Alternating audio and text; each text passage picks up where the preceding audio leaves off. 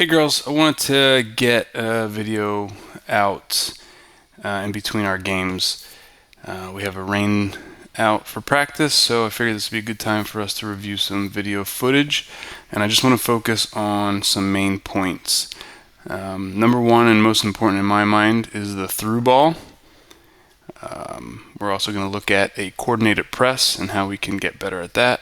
And then I have some miscellaneous items that I want to go through. So here's our formation that you're familiar with. This could be considered a 3-4-1, or it could be considered a 3-2-3. Either way, we know our center midfielders, we know their responsibility, and our wingers, we know their responsibility. So for the through ball, when we have a single high forward, Lexi White played this position last game. Neva played this position last game. We want you to stay high. Basically, if they have a defender back here while the ball is down here, then we can just stay with that defender. You can't go behind her or else you'll be offsides, but you can stay. And remember, we cannot be offsides if we're on our own side of the field. So if their defense, like Lancaster did, played really high, we can tuck in behind them and not be offsides. So just keep that in mind. So the through ball, I'm going to show it to you here and then I'll show you some videos, is just a super effective pass when we're playing soccer. And if we are able to master this with a single high striker, we're going to be able to score a lot of goals. So a simple through ball would be the forward running through this gap while receiving the ball here. Just got to stay on sides. This ball has to be kicked before the forward moves on it. So that is a through ball. It doesn't have to look exactly like this. It's not always going to be in this part of the field. It could be down here as the striker's moving forward and you kick it this way. It could be over here as the striker's moving this way and kick it this way. So that's just generally a through ball.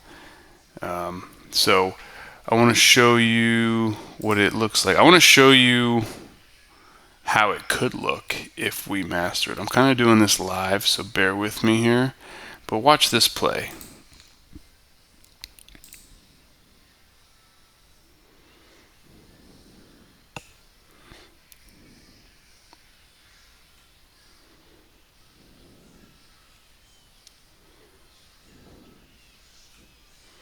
One opportunity there. And then a second shot. So as you can see, it's very effective. And it just simply starts with a midfielder taking the ball, Neva, who is onside because she's on our side of the field, and a ball is kicked to her space. Notice it did not go to her feet, it went to her space. Neva is probably one of the fastest girls on the team. So give it to her space, let her run onto it. And then that's what it could look like. So very effective. We'll rewind, and I'm going to show you some other areas where a through ball could have been pretty beneficial. It didn't work out, I don't think.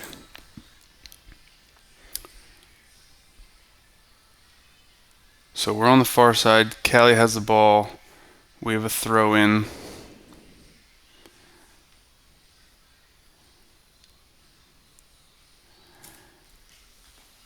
And we have to remember, this is what I want to point out.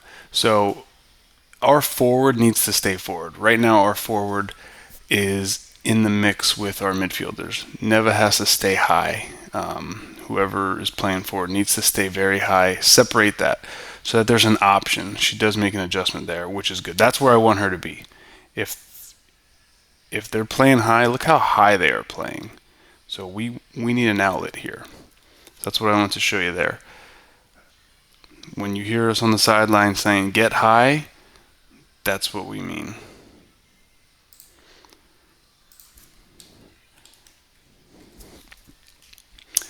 So here's a missed opportunity for a through ball. We got to it late, but she was offsides. So let's break it down.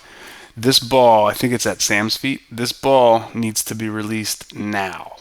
If it's not released now, Lexi White will be offsides, which is what happens. There's an extra touch, and then she's offside. See how there's no defenders behind her? So she's offside. So this ball gets passed to her a couple steps too late, and the referee blows it dead.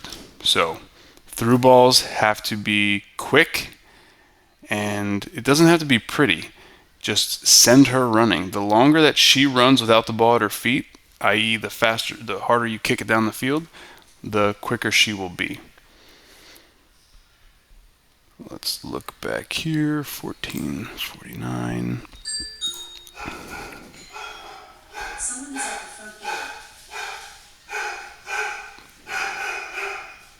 Sorry for the dogs barking in the back.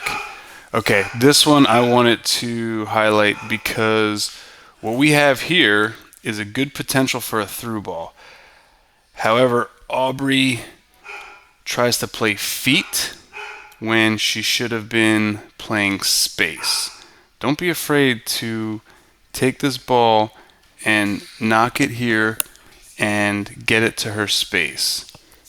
She can simply run onto it. This ball should not be at her feet. So if you put this forward, Sam's off to the races. But instead it just kind of gets blown up there. No big deal. We will work on it.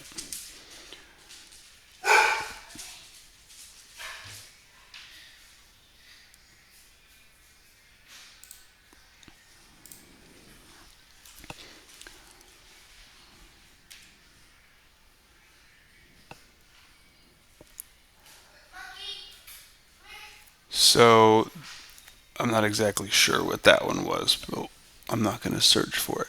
I think you guys get the idea about what a good through ball looks like and how dangerous it can be. Here's another good one. It's pretty solid right there from Samantha and Lexi. Let's look how that comes up. So Samantha's here.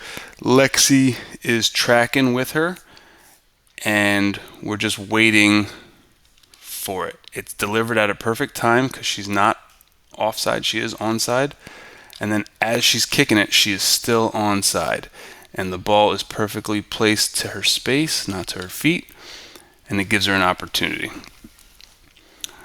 This doesn't result in a goal, but it gives us an opportunity, and that's all we're necessarily hunting for. I want to review real quick. So that's the through ball. It's pretty simple. I just want you to get a different perspective on this so that when we're in a game, you know what you can kind of tell the difference between what the coaches are seeing and what you're seeing on the field by this camera angle. So I think we need to do a better job of coordinated presses. And what that means is when they have the ball, pretty much everybody builds out of the back like this. We need to not duplicate our work. So Lexi White is pressuring, perfect. Aubrey is out of position. She needs to let Sam take the space, and who's the dangerous player? Aubrey needs to come over here and take away this pass that everybody knows is coming. But instead they get a free kick out of the back and they're out of danger. So again, two players occupying one space is not beneficial. Wingers, we have to stay out wide. A lot of the wingers do it. It's not just obviously Aubrey. It's just she's on the parent side closest to the camera, so it's easier to point out. I also wanted to show you another example of how a coordinated press could get us locked in.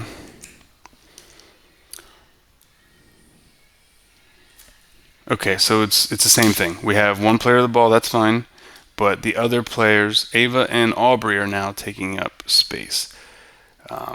Ava, you can be vocal here and say, Aubrey, push out to number 18. I got this. Maybe Aubrey doesn't know you're there, so communication is key. But again, we let them off the hook because we're not pressing that. All right, and lastly, I want to review the importance of staying wide, but on our defensive half. So at 17. So Alexia has the ball. She's going to play it out to Ava.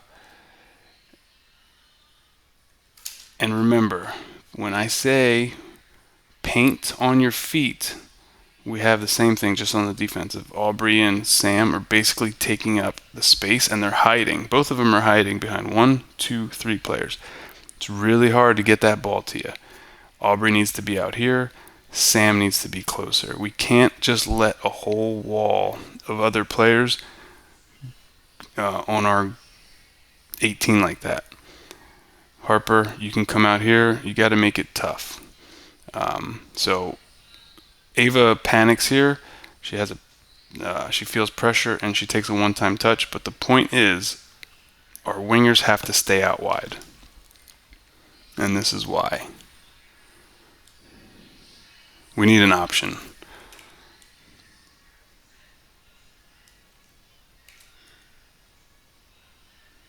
And then once we get this down, perhaps our defense wouldn't feel pressure to panic kick.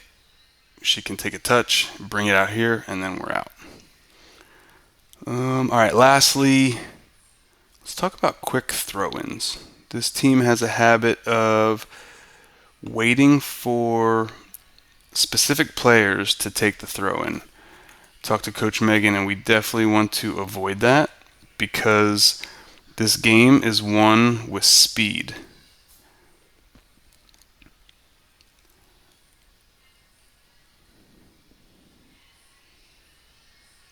So this ball goes out of bounds. What Aubrey does is she assumes that Ava's going to take it, and we just kind of walk away from it. Notice the speed of these players. They're waiting for Ava. They have time. So Ava has to run up here, grab the ball, and they're getting in a position. Whereas what we want to start seeing, you'll hear us say it on the sideline, quickly, quickly, quickly. This ball goes out. We're going to expect Aubrey to pick it up immediately and play, because nobody's ready except for us if we prepare. So imagine Aubrey picks this ball up. We don't have to wait for a whistle. We don't have to wait for anything. We pick it up, throw it right to Sam. Sam, nice cross to Callie, and we're in. Instead, we take up too much time and we let them get set up. So think quickly, and we'll be more effective that way. So that's all I have. Just a couple topics. Get something out on this off day, and hopefully you learn something. All right, see you soon.